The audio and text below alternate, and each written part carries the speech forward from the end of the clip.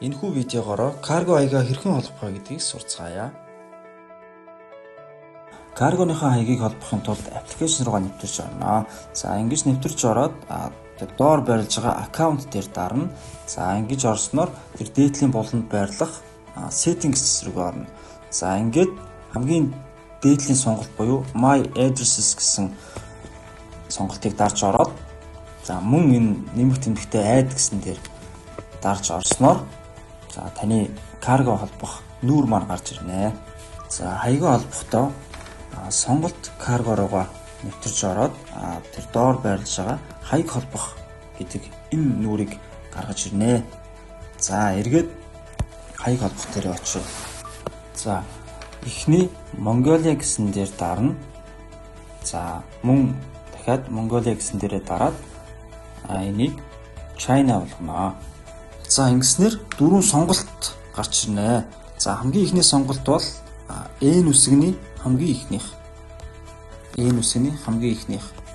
За хоёр дахь сонголт болохоор хамгийн доороосоо хоёр дахь гэсэн үг. За гурав дахь сонголт бол I үсэг буюу дээрээсээ дөрөв дахь сонголт. За сүүлийн сонголт нь болохоор E үсгний хоёр дахь. За дараагийн бүглэх хэсэг бол 90 дахь каргоны хаягийг холбоно. За ингийн тулд буцаад карго руу ороод за энэ дэлгэрэнгүй хаяг гэснийг копидж аваад паст хийгээд авчнаа. За энэ Facebook нэр дугаар гэж байгаа. За энийг арилгаад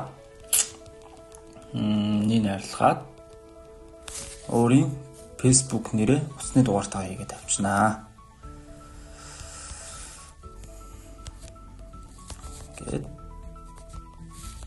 усны дугаараа хийгээд авчиж байгаа. За 3 дугаарт бүлэх зүйл маань гэвэл нэр гэсэн хэсгийг копидж аваад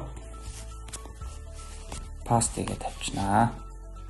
За ингээд хамгийн сүүлд нь утасны дугааргуулах хэсэг байгаа. За эргэж ороод энэ утас гэсэн хэсгийг копидж аваад тавина. Эдгээр дөрвөн зүйлийг зөв бүгэлж save гэсэн товчлуур дээр дарснаар та карго хаягаа амжилттай холболоо.